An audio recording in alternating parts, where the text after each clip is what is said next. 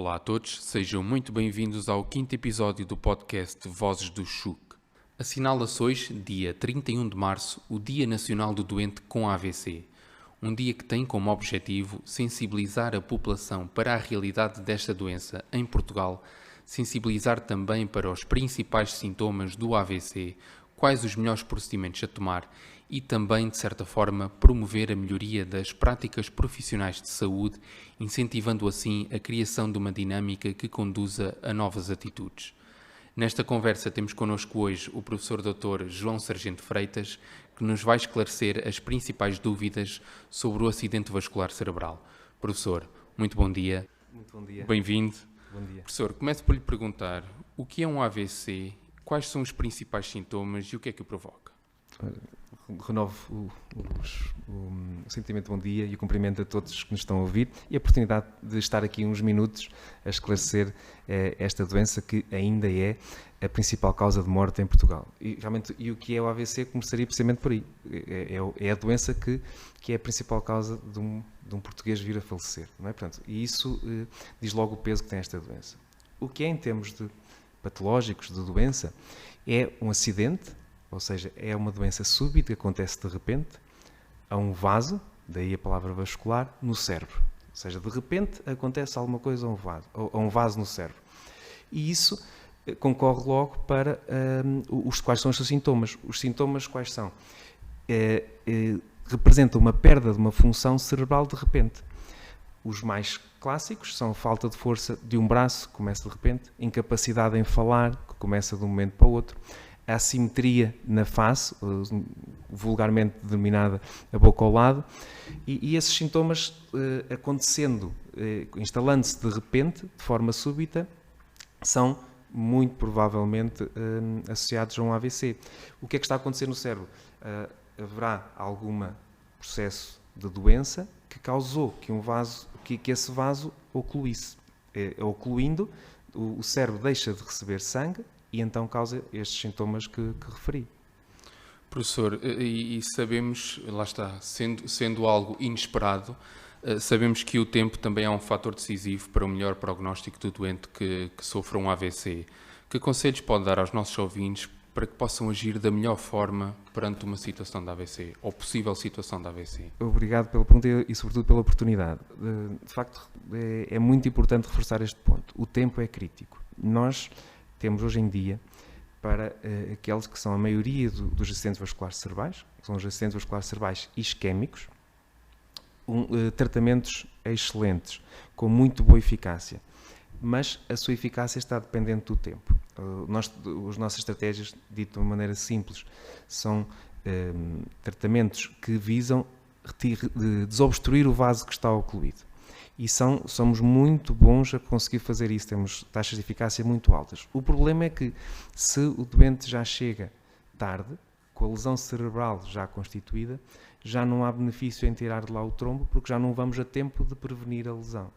Pelo que a mensagem é muito clara. Perante a instalação de forma súbita de qualquer um destes alarmes, e aí eu começo a trazer a mensagem principal da campanha mundial, mas particularmente da nacional, para o acidente vascular cerebral, que são a instalação de um de 3 Fs. A campanha são os 3 Fs. Face, ou seja, a simetria da face, mais uma vez vulgarmente denominada boca ao lado. Força, falta de força de um braço. E fala, dificuldade em falar. A instalação súbita de qualquer um destes 3 Fs, a nossa atitude só pode ser uma: ligar ao 112. E este princípio é muito importante, porque muitas vezes surgem pessoas voluntariosas que, quando veem algum destes sintomas, até bem informadas, têm logo o ímpeto de levar a um cuidado de saúde. Mas esse cuidado de saúde muitas vezes pode ser levá-lo a um centro de saúde, ou mesmo a um hospital que não esteja equipado para tratar um doente com AVC agudo. E até há extremos, em que há hospitais que estão equipados para tratar um AVC agudo, mas que naquela hora, naquela manhã, têm um aparelho avariado, um aparelho de taco, têm qualquer coisa que impede logisticamente de o tratar naquele momento.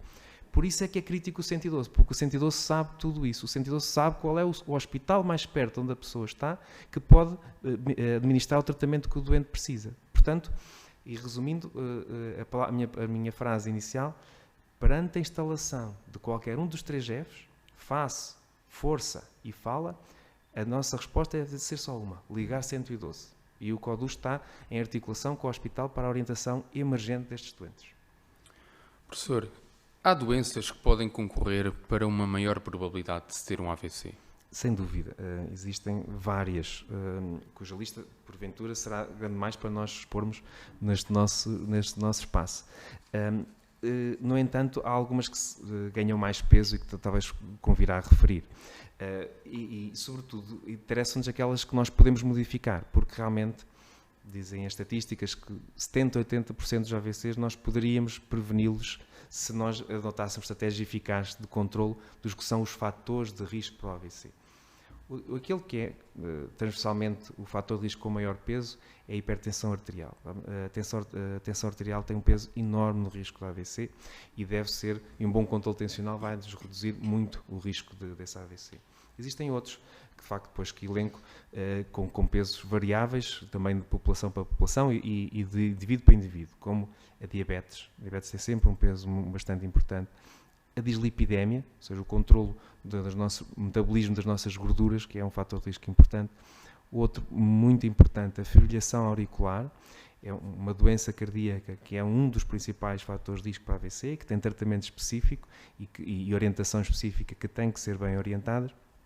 E depois, em fator de risco descendente, mas também importantes, o tabagismo e depois a obesidade, sedentarismo, são tudo fatores de risco que, se repararam das minhas palavras e do que conhecem destes fatores de risco, que são de conhecimento geral da população, são todos, alguns deles abordáveis, outros deles tratáveis, ou seja, todos eles tratáveis, ou seja, podemos controlá-los de maneira a que, tendo os fatores de risco, os tenhamos controlados e que não venhamos a ter complicações como o AVC. Está bem? É esta separação que temos que sempre fazer, que é entre ter um fator de risco controlado, e aí o risco de devíamos a ter eventos é reduzido ao mínimo, e ter um fator de risco, mas não controlado, e aí o risco de virmos a ter uma complicação, e claro, com o AVC à cabeça é muito grande. Está bem? Professor, o programa Via Verde do AVC, coordenado pelo CHUC, agrega vários hospitais da região centro. Pode falar-nos em que consiste este programa e qual a mais-valia para os utentes? Obrigado também pela oportunidade de falar. Como deduziram do início da nossa conversa, o tempo é crítico. Portanto, se nós queremos oferecer, ou melhor, não só queremos, como devemos, e nós, profissionais de saúde, temos a obrigação de oferecer o melhor tratamento, o mais rápido possível aos doentes, temos de estar muito bem organizados. E, por isso, agora incluindo não só aqui o Coimbra, mas de uma forma democrática, para tentando alcançar toda a população da região centro, desenvolveu-se um projeto interhospitalar, de âmbito regional, congregador, para poder tratar todos os doentes. Aqui, e também dizer a palavra do meu amigo Gustavo Cordeiro, que coordena este projeto e que tem sido de muito valor para a região centro.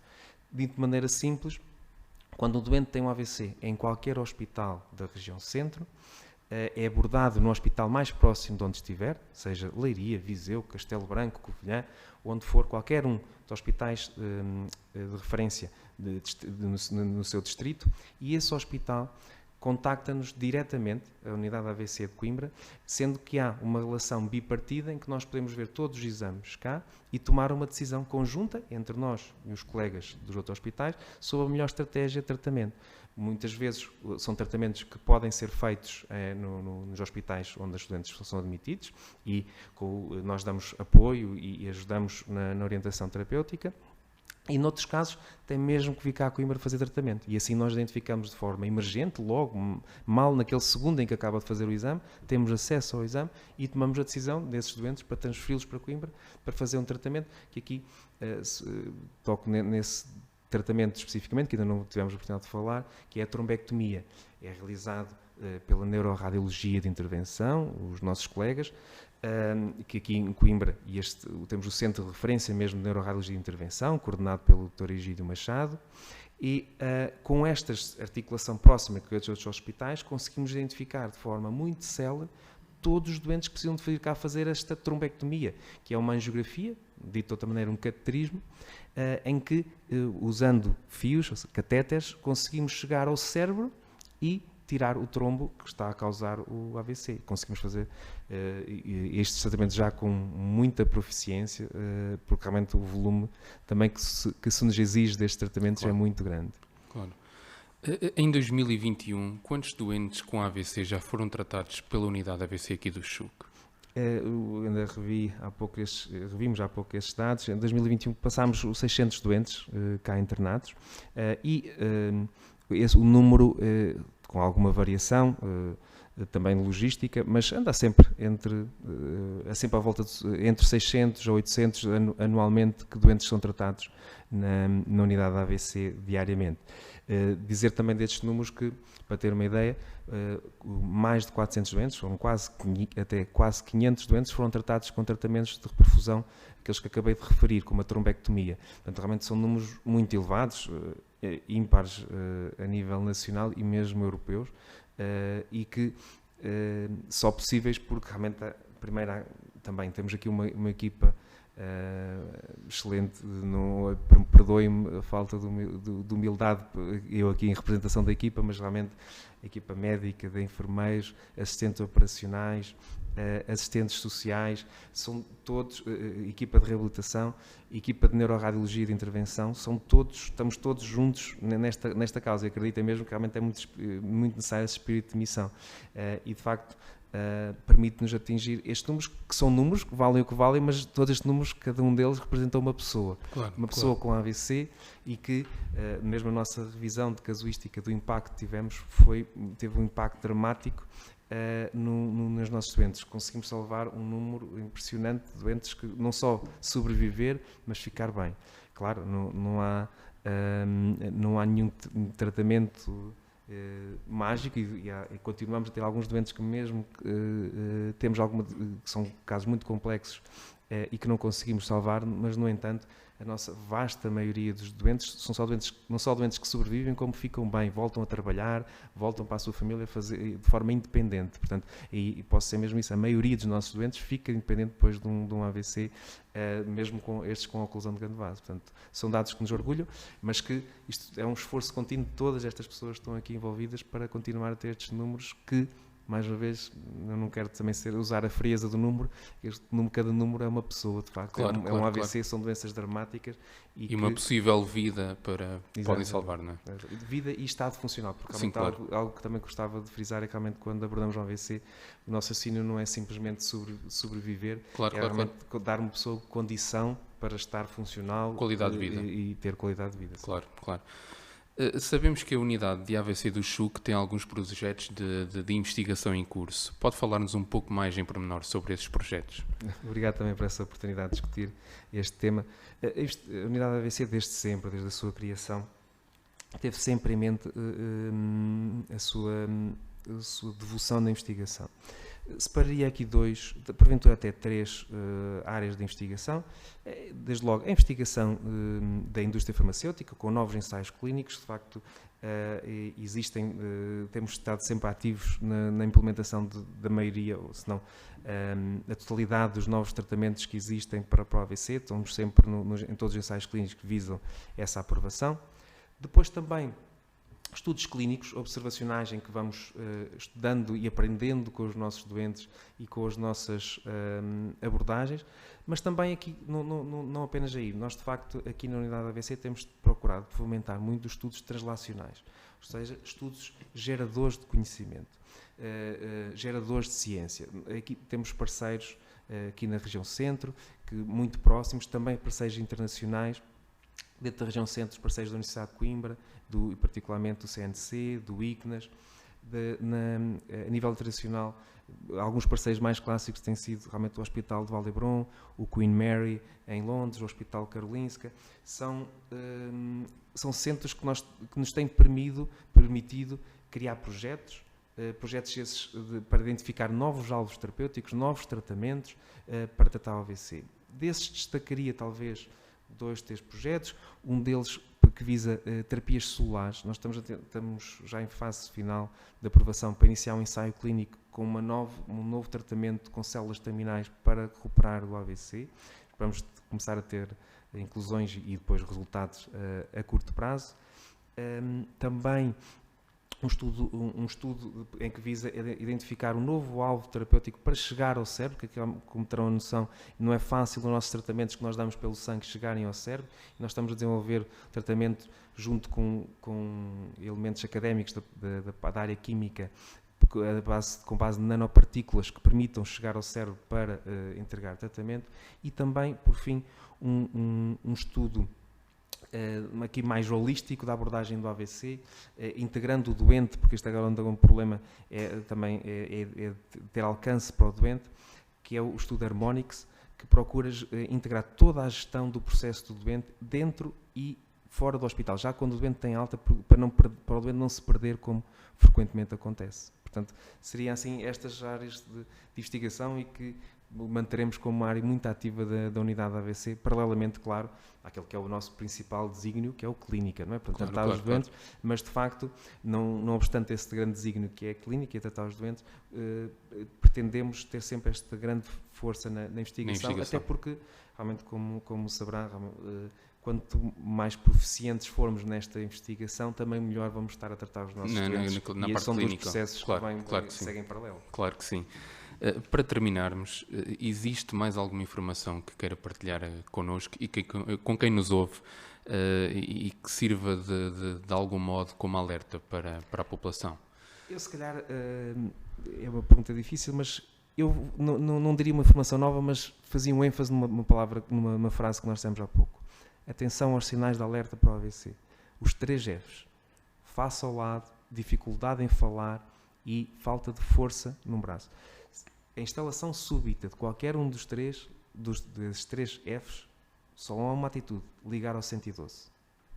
Professor, muito obrigado pela sua presença e por esta informação preciosa que nos deu sobre um tema, uma doença que, como disse, ainda é a principal causa de morte em Portugal, que tanto nos assusta, mas que, se tivermos de facto uma ação rápida, há uma forte chance de sobrevivência e sobrevivência com qualidade de vida.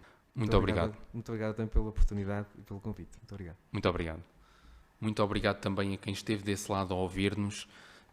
Estejam alertas, estejam atentos. Hoje ouvimos aqui informações e conselhos bastante importantes e esse é, diria eu, o grande objetivo deste podcast. É chegarmos mais longe, chegarmos a quem nos ouve e, de certa forma, começarmos a olhar para a nossa saúde com outra perspectiva e com outro conhecimento. Muito obrigado, subscrevam o nosso canal para não perderem os próximos episódios.